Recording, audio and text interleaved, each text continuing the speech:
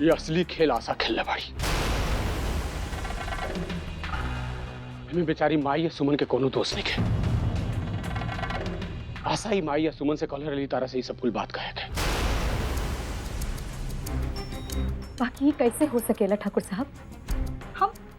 हम खुद अपन आंख से देखनी है कि वो लोग आशा दीदी संगे बुरा बर्ताव करेंगे। वो लोग आशा दीदी के नौकरानी कहेंगे। एक बेरी ना, हम 100 बेरी माई से कहेंगे कि हमरा के आशा दीदी से भेंट करे के बाद। बाकी वो लोग ये कहेंगे कि आशा दीदी अपन नैहर गई बड़ी। हमरा के बुझात देखे ठाकुर साहब कि हमरे संगी सब का हो रहा बा। चंदा, तारा का लागत था कि हमने कहीं बियाह साजिश बा। तू ही बताओ। हाँ, बाकी रहुआ काहे पूछत बानी? देखो चंदा, हम हाथ जोड़ के कहा था नहीं, हमने के बियाह के पवित्र बंधन के कसम खा के कहा था नहीं कि सब असवे के साजिश बा, जो भी हमने के सब जाने पीस रहल बानी सब। बाकी हमरा के विश्वास नहीं की हो ठाकुर साहब, कैसे कि हम जान गई नहीं हम कि ये ब्याह आशा दीदी के मर्जी से ना भइल रहे। ऐसन पटकनिया देव हम तारा के चंदा रानी कि तू जिंदगी भर याद रखबू। देखा चंदा, तारा का बुझा था कि हमने के गलत बानी सा, हमने के तारा से झूठ बोला था इंसान। का तारा का हमने के बात पर विश्वास नहीं किया तो ठीक बा। अगर तारा के हमने पर विश्वास नहीं किया तो चलो हम खुद आशा से पूछवा देता नहीं, सारा सच्चाई तारा सामने आ जाए। आओ चलो हमारे संगे। आशा आओ।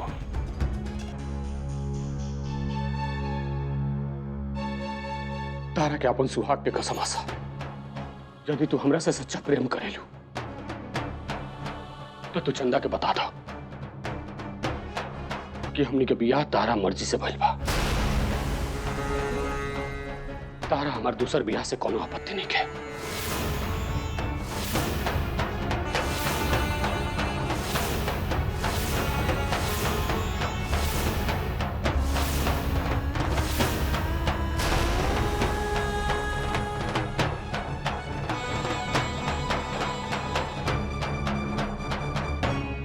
बोला आशा, न तो चंदा हमरा के जिंदगी पर कोसत रही है कि हम उनका से झूठ बोल के उनका साथे जबरदस्ती ब्याह करें।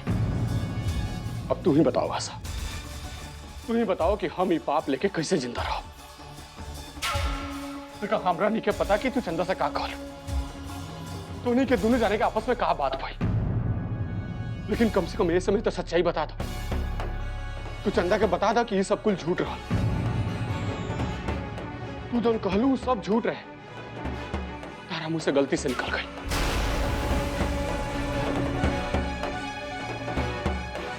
हाँ दीदी, बोल दो, जौन सच बा वो बोल दो। बोला ना आशा,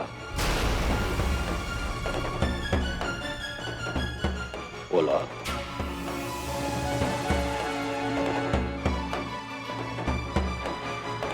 ई ब्याह हमार मर्जी से भइल बा।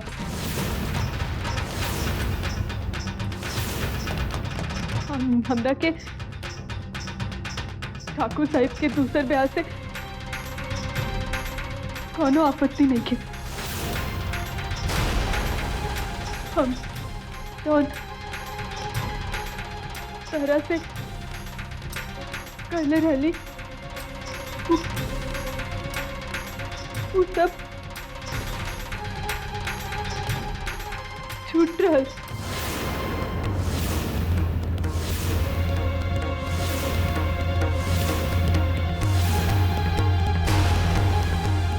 आशा दीदी, हमारा आंखें आंखें में देख के बोली।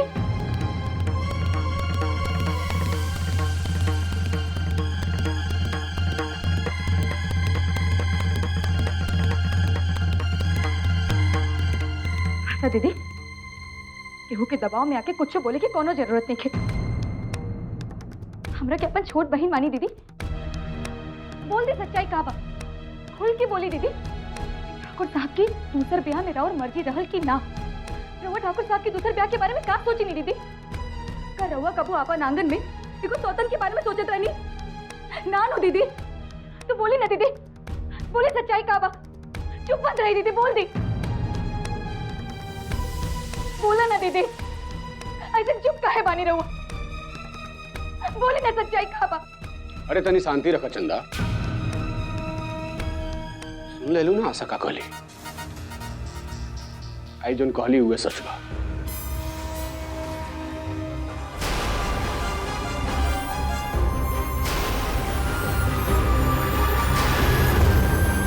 सुन ले लू ना आशा का कहली। आई जोन कहली हुए सच बा।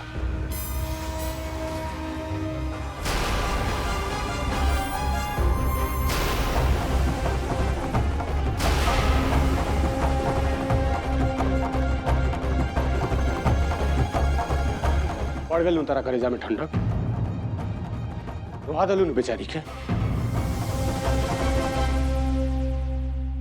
हम ना रुलाइनी है इनकरा के।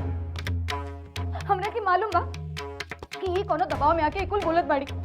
देखो तारा मन में का बा आ तारा मन में का चल रहल बा उससे कोनो मतलब नहीं हमरा। हमार काम रहल तारा आंखी के सामने सच्चाई ले होके तारा सामने आशा से पूछवावे के कि का सच बा, वो हम पूछवा दानी आ तारा सामने सच्चाई आ गई बा। अब देखो ज्यादा ही बेचारी के तंग मत कराओ, चला एजा से। ना, हम कहू ना जाए। कैसे हमार मन कहता कि ये कोनो दबाव में आके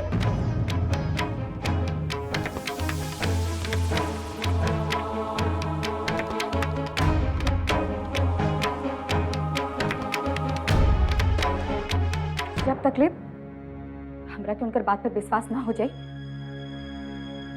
तब तक हम आशा दीदी के गुनहगार रहा। ये बात ठीक बा कि अनजाने में सही हम इनकर गुनहगार बन गई, बाकी गुनहगार तो बानी लो।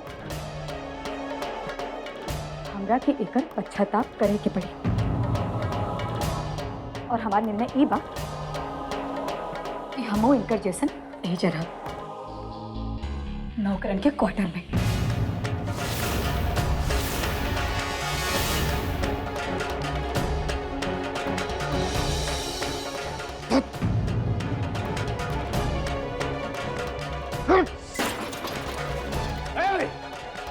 कौन नक्षत्र में ते हमारा जिंदगी में आयल रे? कौन नक्षत्र में? कौन नक्षत्र में हमारा कपारे में आंख पट गई? कौन? समझ में नहीं आ का करी तो ये समझ में नहीं क्या।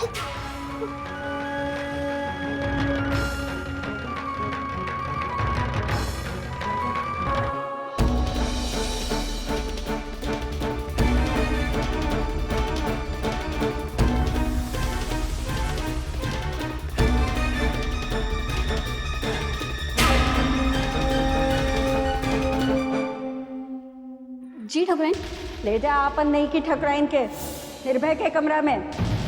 ना माई, ठाकुर साहब के कमरा में अब हम ना, आशा दीदी रहे। ये उनकर कमरा बा, हमार ना।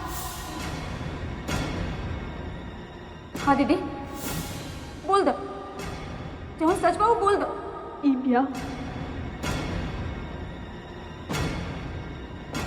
हमार मर्जी से भइल बा।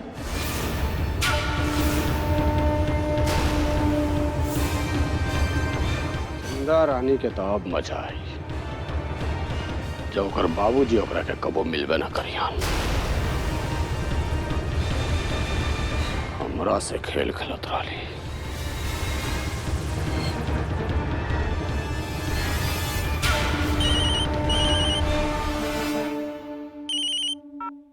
ठाकुर साहब, का खबर? राम खिलावन के खिला पिला के सुला देले बानी और उ कहत रहला कि इतना दिन बाद शराब पी के जी तर हो गइल बा।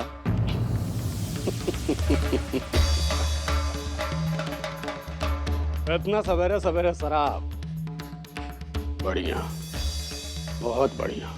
अरे का बताई ससुरा, खूब शराब पिएला, एक नंबर के शराबी बा। तर रख साले के, 2400 घंटा शराब में तर रख। दरोगा कोनो खबर? हाँ सरकार। तो अब इंस्पेक्टर से बात कर ले। और माधव? अरे ठाकुर साहब, वो माधव तो हमार कनपट्टी पे बंदूक रख देले रहलन। हम का करती, पहुंचा ही नहीं उनकरा को ओकर माई बाबूजी के लग गए। अरे ससुरा तो हमरा के बताओ क्यों चाहिए? बतौले काहे ना? अरे तो हम का करती ठाकुर साहब, हम रउआ के फोन लगैले रहनी है, बाकी ना लागल। वैसे कोनो चिंता के बात नहीं है ठाकुर साहब, खाले बस अपन माई बाबूजी खातिर उछलेला, बाकी टाइम ठीक रहेला। उ कोनो बात ना, ते खाली ओकरा पर नजर रख, बस ओकरा के जान से मत मारिए, बुझाइल? अरे ना ठाकुर साहब, राउर आदेश के बिना इसे कैसे करब हम? अरे कितनो हा तो राउर छोट भाई नु। हां ठीक बा, उतनी आ जाए अपन माई बाबूजी से मिल के, तो हम ओकरा के और ओकर दुल्हन के साथ हवेली भेज देब। और सुन, गधा राम खिलावन के ताकाने में बंद करके रख। और ज्यादा टाए टाए करस, ज्यादा जे परेशान करस नु तो तीहे ससुर के घुमा के। बाकी अब तो हमरा माधव बाबू के इंतजार बा। गधा माटी के माधव के। बढ़िया, बहुत बढ़िया। फोन रख। ठीक बा ठाकुर साहब।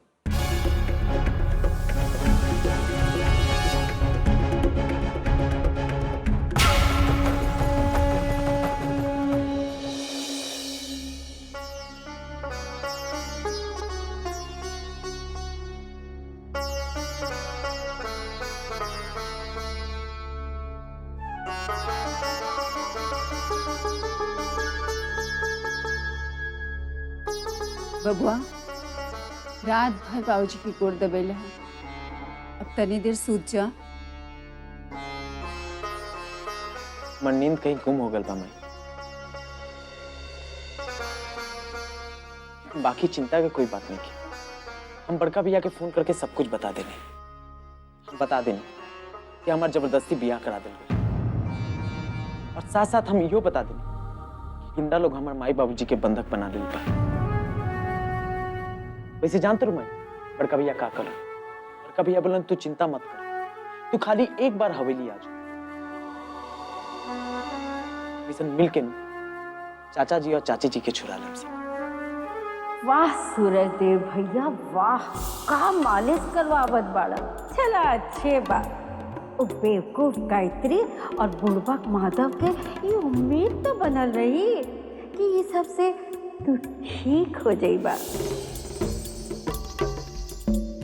हम और निर्भय मिलके तोरा एक कुर्सी पर बैठे ही हमने, और हमेशा एक कुर्सी पर तोरा के बैठा के हमने रखब।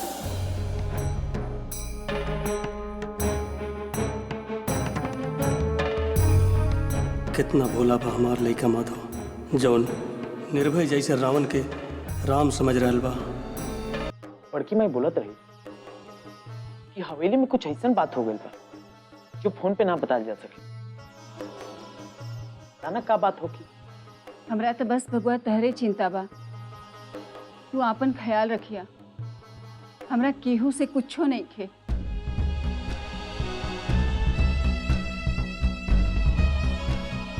हमार बेटा दानों के पंजा में फंस गई बा।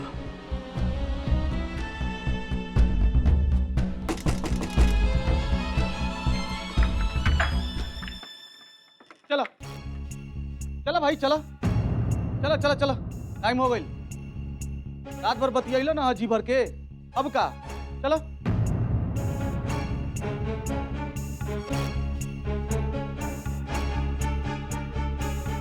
चला भाई।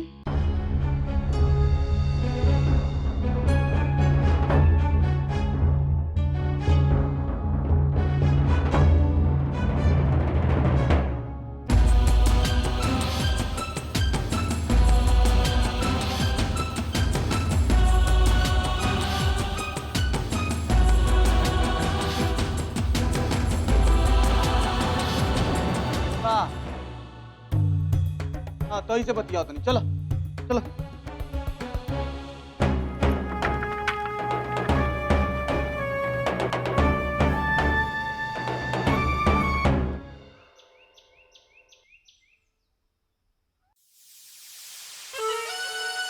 कुसुम,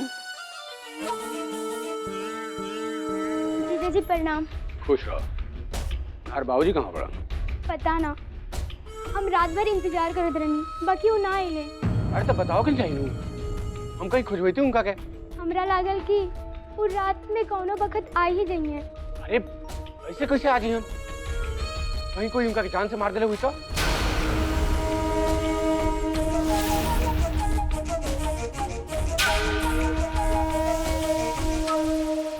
चलो छोड़ो, चिंता मत करो। चंदा को बतौलू हो? उनकरा अभी नहीं के मालूम बा। खैर, यदि कोई तरह बाबूजी के जान से मारियो दी तो उनका के ना छोड़ा।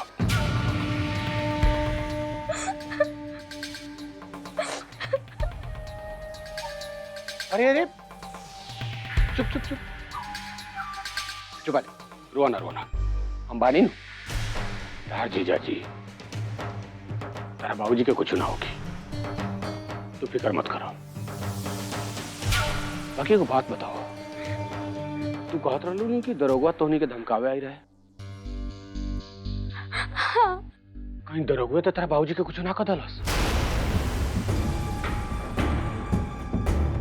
अरे चुप हो जा, घबराए जरूरत नहीं है।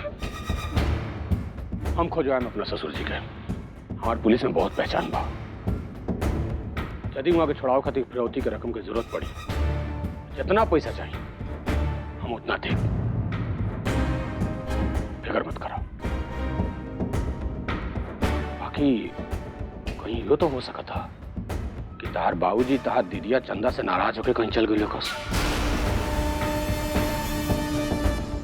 अब देखा कैसे हम तहार बहनिया के टाइट कराता नहीं। बाकी बाकी दीदी ऐसा का कहली कि बाबूजी नाराज हुई हैं?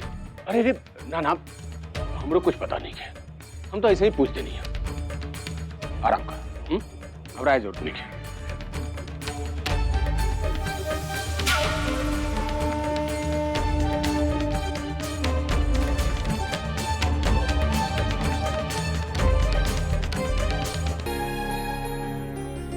देखा चंदा,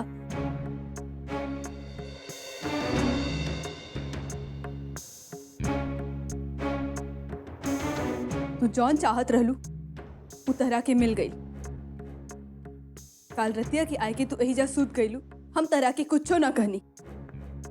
बाकी अब हमार एगो बात ध्यान से सुना, हम एहिजा चैन से बानी। तू एहिजा आई के हमार चैन मत छीना। तू एहिजा रहबू तो ठाकुर साहब सोचिहन कि हमई तरह के कहले बानी एहिजा रहे के। लोग सोचिहन कि हमई तरह के सब जना के खिलाफ भड़का रहल बानी। ना दीदी, दीदी ऐसा कोनो बात नहीं खे, केहू कुछ ना समझी। बस वो हमरा के एक मौका दी। ठीक बा, तहार जौन मर्जी होए ऊ करा। बाकी हमरा से बात मत करा। हम तहरा से नफरत करेनी, नफरत।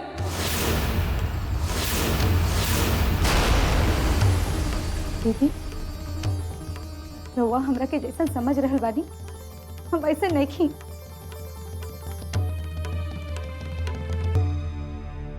दीदी हम कभी सपनों में न सोच पाए कि हम अपन आशा दीदी के कौनो नुकसान करी। हाँ दीदी, हम माई और ठाकुर साहब से कह देनी हम कि ठाकुर साहब की कमरा में खाली आशा दीदी रही हम।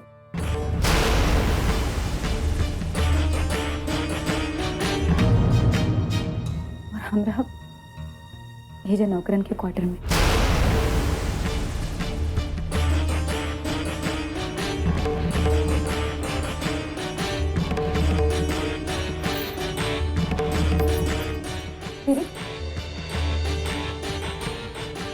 कैसे समझाई आशा दीदी के हमारे मन में ऐसा कोनो बात नहीं की कैसे नु समझ रही बाड़ी।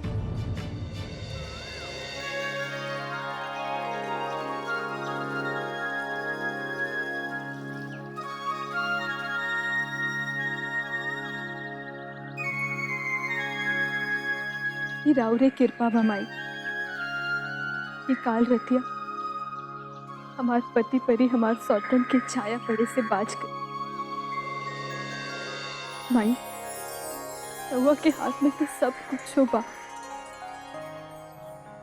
अब बस इतना चमत्कार कर दी कि हमार सोना को एक बारी फिर हरा हो जाए।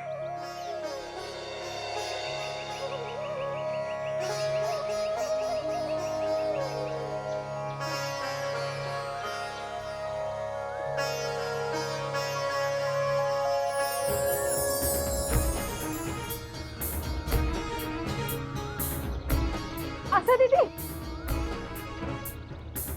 दीदी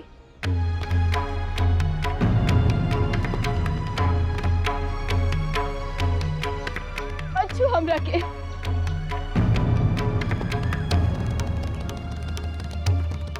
आशा दीदी संभाली चलिए।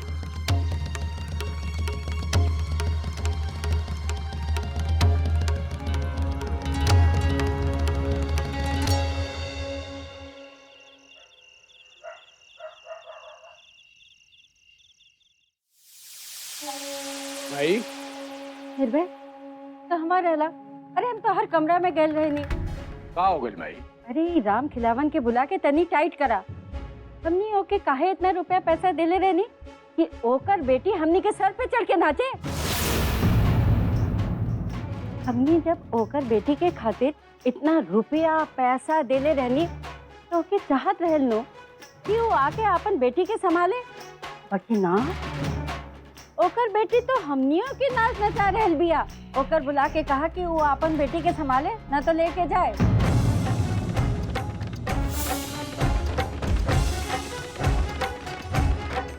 अरे ये तोरा कहाँ से मिल गई? दे दे हम एकरा के थो के फोन का रख देते हैं, ठीक नु? इतना पैसा तोहरा लगे कहवा से आई? अब ई राम नरेशवा देला सब बेटा।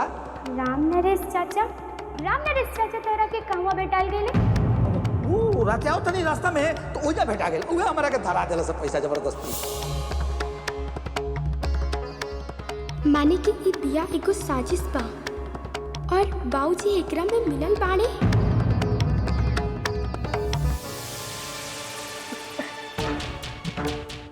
भाई राम खिलावन के हम मंगल लगे भेज दे बनी, लेकिन एगो बात के ध्यान रख, अभी हमनी के एगो नाटक खेले के पड़ी। अरे राम खिलावन जी कहाँ चल गए? हे भगवान, कहीं कुछ हो गए तब? अरे भगवान न करे कहीं उनका के कुछ हो जाए तो हम अपना पत्नी के कहा जवाब दें? हे भगवान, कुछ बता के तो उनका के जाए चाहिए हमनी के। अरे कहाँ चल गए हमार दुल्हनुआ ससुर?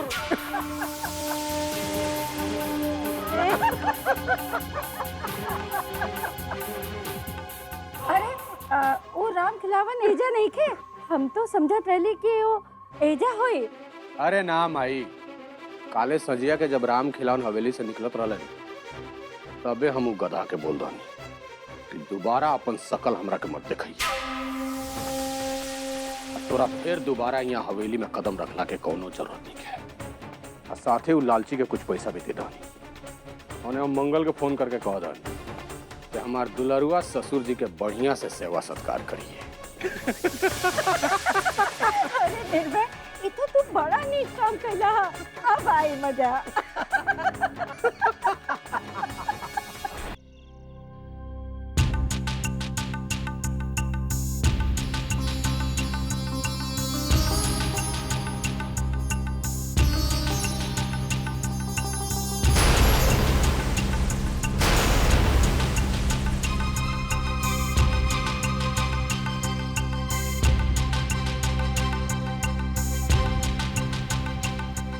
दीदी तबीयत कैसन बा?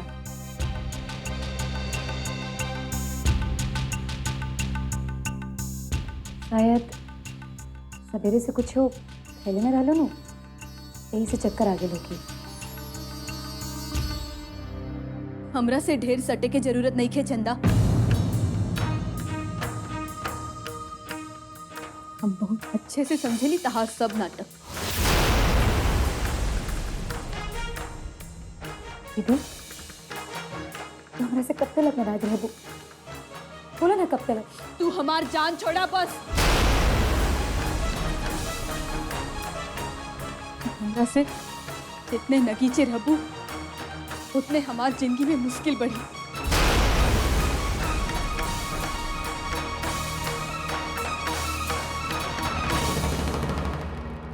दीदी अरे कुसुम तू ए जा, सब ठीक बा नु? हाँ दीदी सब ठीक बा, बस हमार जी घबरात रहे तो हम चले ही नहीं जा। हमरा के दीदी से बोले कि हिम्मत नहीं के हो रहल बा।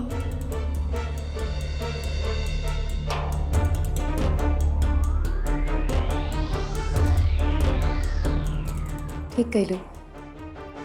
अच्छा आशा दीदी के गोड़ छू के आशीर्वाद ले ला। आशा दीदी प्रणाम।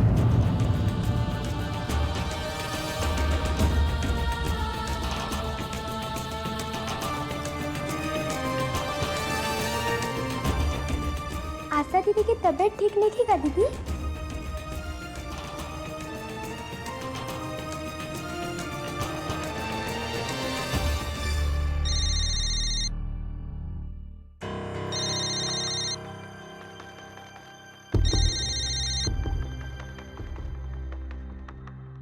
हेलो ठाकुर साहब ऐसे सिंह बोलता नहीं। ठाकुर साहब रउआ के सेवा करे के मौका फिर से मिल गया बानी हमका। का भाई? नार्कोटिक्स वालों की सूचना के आधार पर तहार माल हमका पकड़े का पड़ा। अरे जब तारा मालूम रहे कि हमार माल हो तब तू पकड़ लो। नार्कोटिक्स वालों को का जवाब देते ठाकुर साहब? कह देते कि ये ठाकुर साहब का माल बा, वो हमने का हर महीना घूस देते, माल छोड़ता। ये का मूर्खता वाली बात करता ठाकुर साहब। अब क्या करे कोई? अब हम जांच करके साबित कर दे कि ई माल रउआ की नइखे। बढ़िया, बहुत बढ़िया। वैसे ही माल के सूचना के दिले हुए जौन रउआ के दुश्मन बा। दरोगा सुनो इंस्पेक्टर, तहार पैसा तारा पास पहुंच जाए, तू रिपोर्ट बनावा और उस साला दरोगा के ठिकाने लगावा। साला के लाश देखे के बहुत मन कर रहा बा।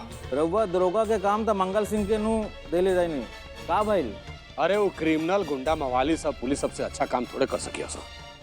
देखा ठाकुर साहब, हमने की फीस मिली तो हमने सब काम कर। काली दरोगा के घर कुर्की जब्ती करवा देत बानी। ठीक बा, बाकी को बात बताओ, दरोगा तो ये सब काम अकेले ना कर सकेला, ओकर मदद कौन कर रहा बा? ओकरा दोस्त राजू। राजू पहले पुलिस का मुखबिर रहल, ओकरा सब मालूम रहल।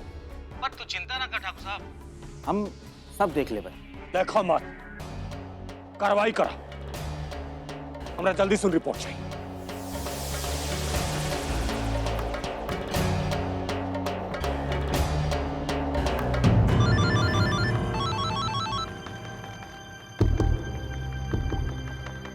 ठाकुर साहब, हम रउआ के अब इन्हें फोन करत जात रहनी। अरे चुप कर गधा, नहीं कि अभी तले दरोगा के खबर कहने लगवालो सन। हाँ? अभी तले ओकरा ठिकाने लगा दे चाहिए नू। अभी तले तो उस साला का स्वर्गवासी हो जाए चाहिए। का करता लेन तो नहीं के? ठाकुर साहब, उन्हें माधव के बाबूजी सूरजदेव सिंह के तबीयत खराब हो गई बा, उनकरा कोनो अस्पताल में भर्ती कराए के पड़ी। अरे मार दे बुढ़वा के, हमरा कोनो परवाह नहीं के। हमरा अभी खाली साला दरोगा के लाश चाहिए, लाश। बुझाइल? रुक रुक, अभी मत मारूंगा के। कोनो डॉक्टर से दिखाओ, तो कोनो छोट मोटा अस्पताल में भर्ती करवा दे। सुन, गलत नाम से भर्ती करवाइए, कोई के खबर ना लगे चाहिए कि वो सूरजदेव सिंह हुआ बुझाइल।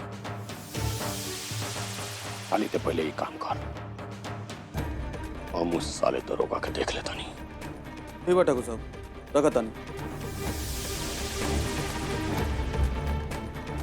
दरोगा के खबर ना इंस्पेक्टर के बा, नहीं मंगल सिंह के आदमी संग के, पता ना कौन बिल में छुपल भाई साला।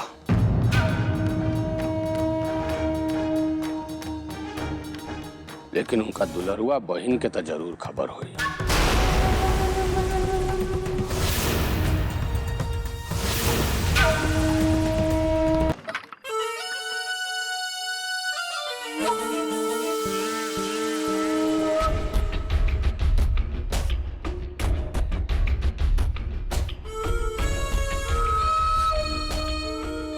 आशा,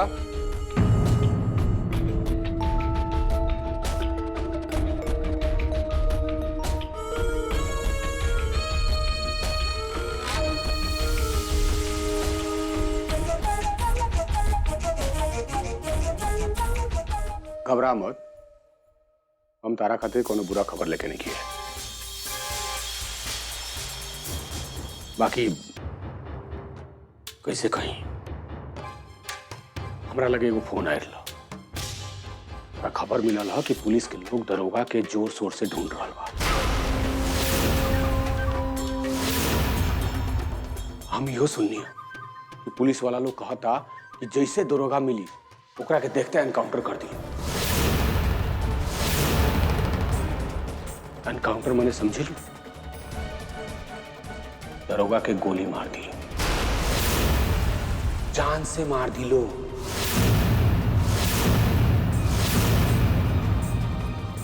ठाकुर साहब, तो हमारे भाई के जिंदगी बचा ली, ओकर सब गलती खातिर हम माफी मांगत हई।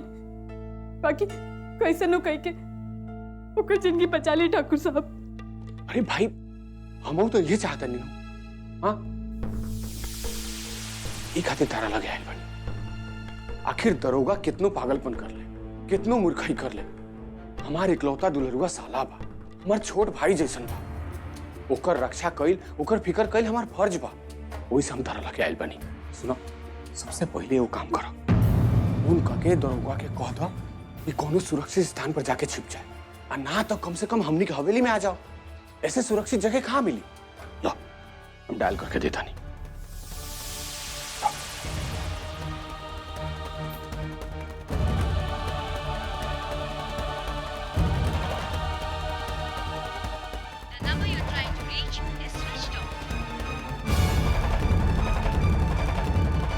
बनबा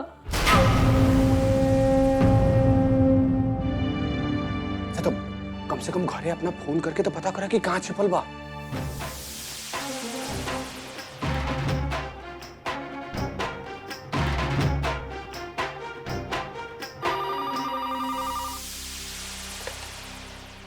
हेलो, प्रणाम माई। अरे आशा, खुश रहा। कैसन बाड़ू बबनी? हम तो ठीक है माई, बाकी रवा लोग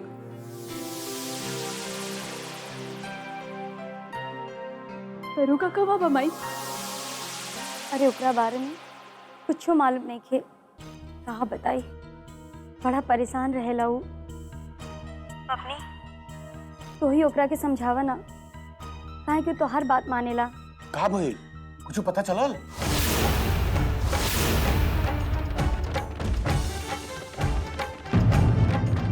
काबिल बबनी? ना माई, कुछ ना। बाकी बात बाद में करिए।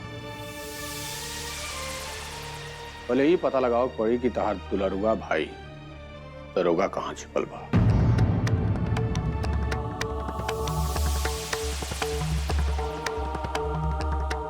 आखिर कहाँ?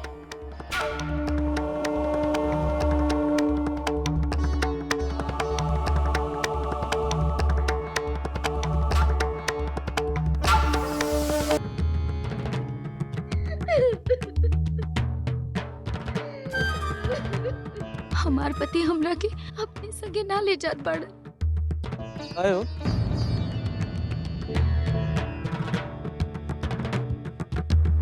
हमारे बाबूजी जब बीमार पर साथ साथ हमारे माइयो जा अकेले पड़ी तो एक पतो के का फर्ज हो अपन सास ससुर के सेवा करे के यही से अपन पत्नी के छोड़ के जात बने। देखा माधव बिल्कुल ना होगी तारा एकरा के साथ भी आ बिल बा। यही से अब उहे करी तो एकर पति कही।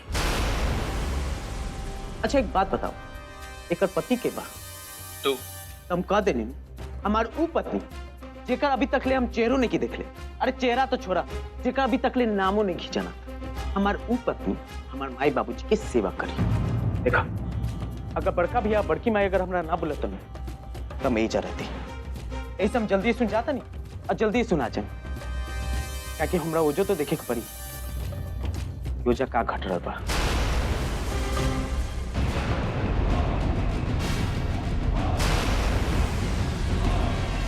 माधव तारा के एकरा के लेके जाए के हुई का बुझाई? ए भाई आज तक तू हमरा जो कहले तू सब कही, लेकिन जो अब हम कहते नहीं वो तू कर। देव सिंह की हालत बहुत खराब हो गई रहल, यही से हम उनका आपाधापी में सदर अस्पताल में भर्ती करवा देंगे। का भाई हमारे बाबूजी के का भाई?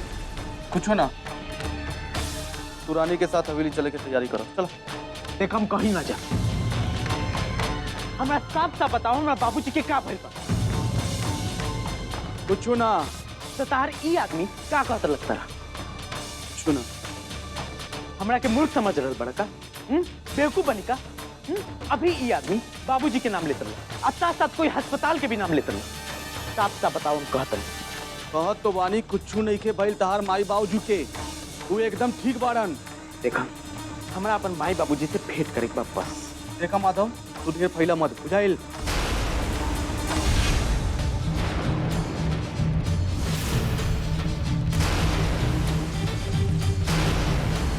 देखा अगर तू हमारा माई बाबूजी से भेंट ना करे ना तो हम अपना आपके गोली मार दें। रहुआ ऐसा मत करी। अरे भाई इनकरा अपन भाई बाबूजी के लगे जाए दी। तोरा का लगा था माधव? वो अपना आपके गोली मार लेबा तो तोहर माई बाबूजी बच जाइए। हाँ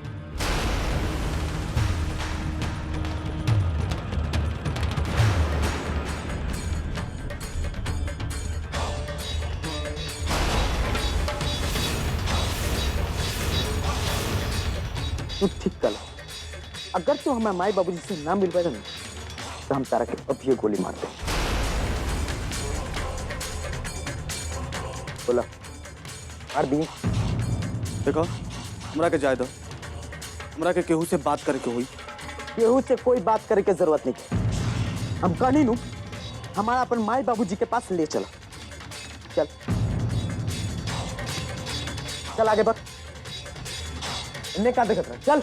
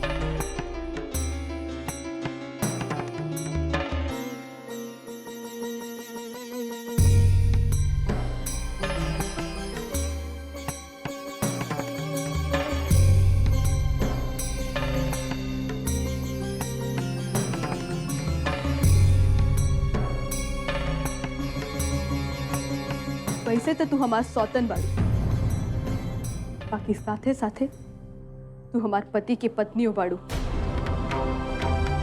यदि तहार मांग सुना रही तो हमार पति के अपसगुन होगी। यही से हम तहरा सिनोरा देत बानी कि हमार पति के जिंदगी खातिर अपन मांग में सिनूर डालला।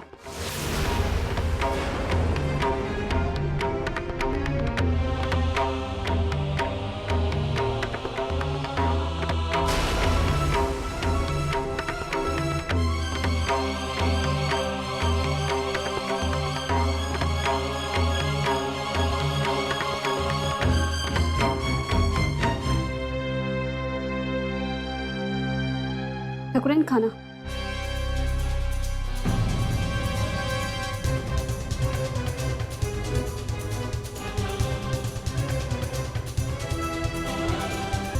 ठाकुर साहिब अउरी ठकुराइन नईके ठकुराइन खातिर कहले बाड़न कि उनकरा खाए के बा त ओही जे खाने के मेज पे आके के खाई।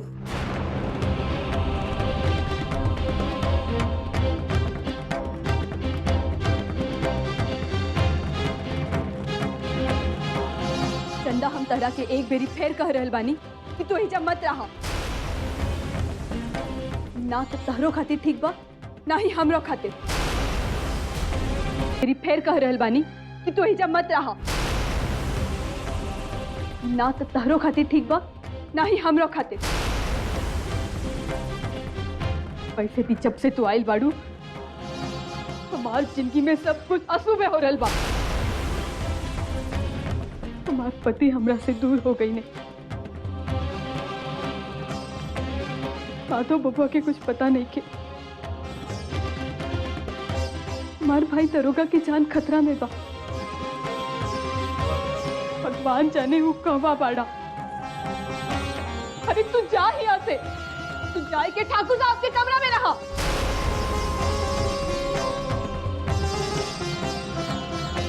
दीदी ठाकुर साहब के कमरा में हम ना रहुआ रहीहन।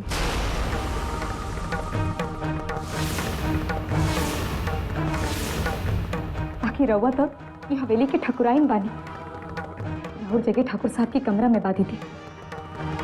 यही जा हम रह दीदी हम रहुआ के वही जगह पर फिर से देखे के चाहता ना जहाँ रहुआ पहले रह। तो ना जाने किसी कहाँ से यहाँ आ गई। तू तो ऐसा कह रहल बाड़ू जैसे तेरा कुछ मालूम ना रहल। सच हूँ दीदी हमरा की कुछ नहीं के मालूम। दीदी हम रउआ के सामने हाथ जोड़ के प्रार्थना करता कि रउआ अपन पहल का कमरा में जाके रही।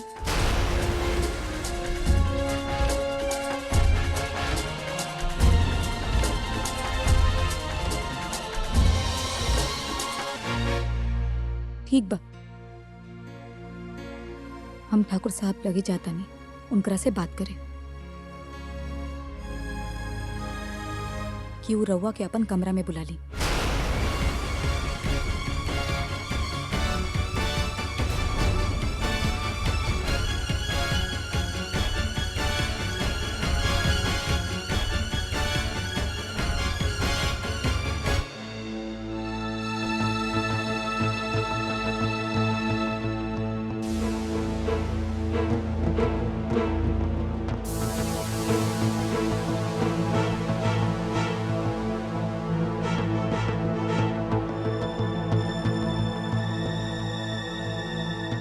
ठाकुर साहब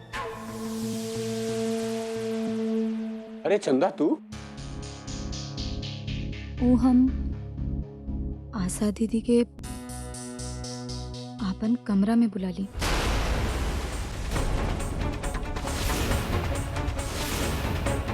आशा के हम अपन कमरा में बुला ली। हाँ ठाकुर साहब रउआ के साथे रह के असली हकदार तो आशा दीदी बाड़ी। अरे इहे तो समझावत समझावत हम अपन सिर पिट ला। बाकी वो जीत पकड़ ले बाड़ी कि वो नौकरन के क्वार्टर में रहियन यहाँ ना आइयन। काहे? वो तहरा खातिर अपन त्याग के ले बाड़ी। उनका त्याग के मूर्ति बने के बहुत शौक बा। हम तो कितना समझौनी कितना कहानी उनका के, लेकिन उल्टे उहे हमार गोड़ धले कि ना ठाकुर साहब हमरा के नौकरन के क्वार्टर में रहे। अब बताओ हम का करती? हम अपना पत्नी के प्रेम में पागल होकर कह दानी कि ठीक बा तारा जहां रहे में खुशी मिले जाके रहो। हम तो ऐसा औरत दुनिया में पहला बार देखले बानी जे अपन पति के दूसर बियाह भी करावता रही और अपना पति के साथे अपन सौतन के रहे खातिर जोर भी देता रही। अब बताओ हम का करें?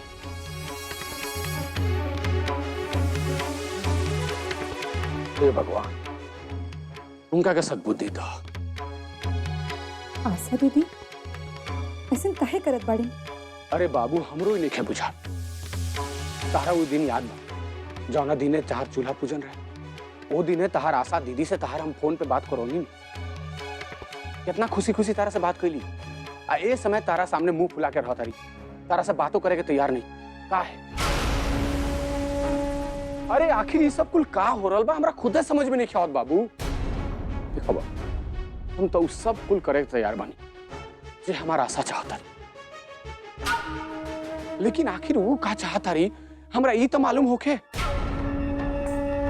ठाकुर साहब ये बात तो ठीक कर रहल बानी कि आशा दीदी काहे कुल कर रहल बिया। चंदा, तहरा के ऐसा नाच नचाए हम कि तहरा पूछेबे न करी कि तू केकरा चक्कर में इतना नाच रहल बाड़ू।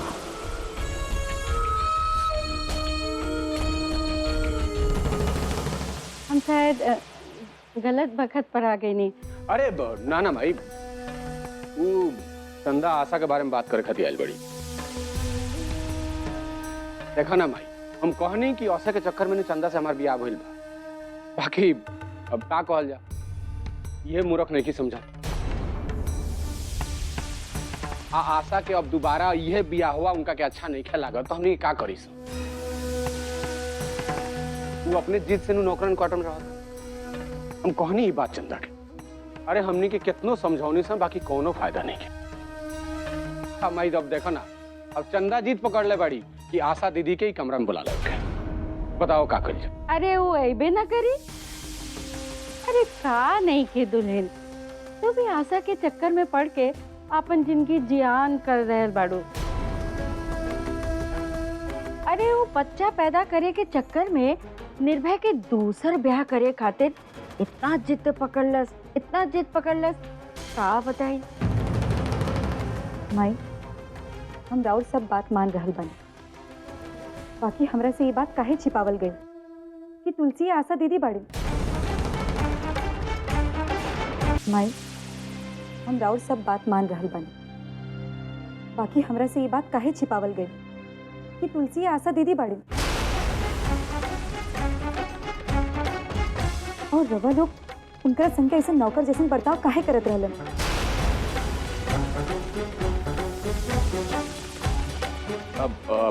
अरे अब मैं का बताई सो? ऐसा कोनो बतावेला जरूरी बात रही तब नहीं बात करती सो। असली बात तो ई बा कि आशा खुदे कहले रहली, वो खुद जिद पकड़ले रहली कि चंदा के ना बतावे के कि आशा के बाड़ी। वो अपना जिद पकड़ रहली, हमनी का करी सो? तू ही बताओ। अरे ओकर विचार ये रहल कि यदि तोरा के आशा के बारे में मालूम पड़ जाए तो तू निर्भय के कमरा में रहे खातिर ना आईबू। आ देखो ना, आखिर उहे भइल जनु सोचले रहल। जैसे तरह ई बात मालूम भइल कि तुलसी ही आशा बाड़ी, तू भड़क गइलू। मतलब ओकर अनुमान सही निकला। तेरा समझ में आई? देख, अब हमरा तो खुदे समझ में नहीं क्या होत भाई कि हमनी के का करी सा। देख, अब तू ओकरे साथे नहीं रहत, वो पगली के दिल के दिमाग के समझा, अब फिर प्यार से ओकरा के समझाओ। अरे हाँ चंदा, निर्भय ठीक कहत बाड़न।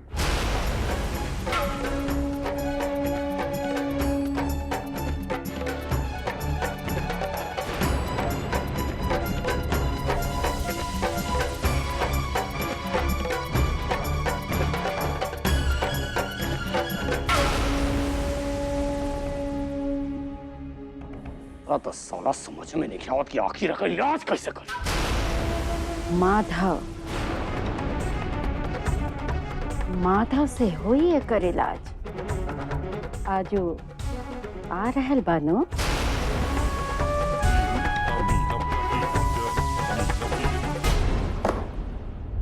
इला दरोगा के जान की कीमत।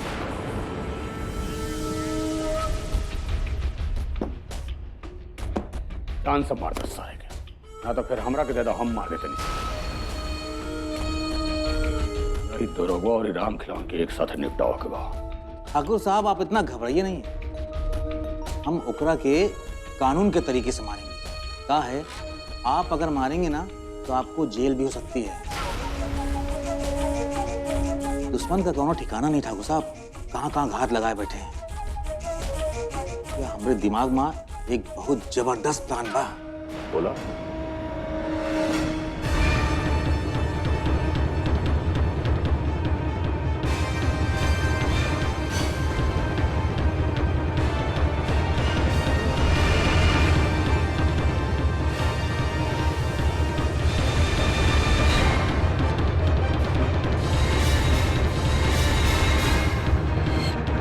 चलिए।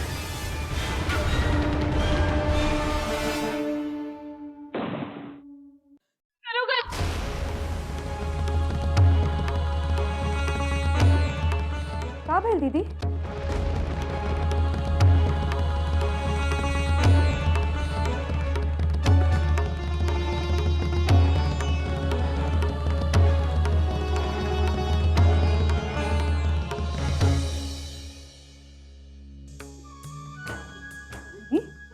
का भेल दीदी?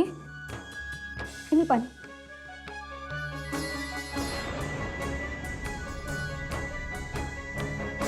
तहरे कारण हमार भाई दरोगा के जिंदगी खतरा में बा।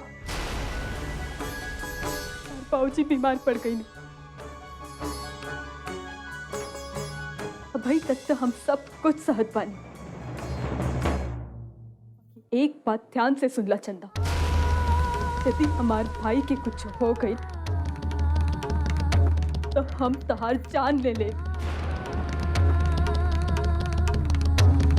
हमरो खुदे नइखे बुझात ये सब कुल में हमार का दोष बा।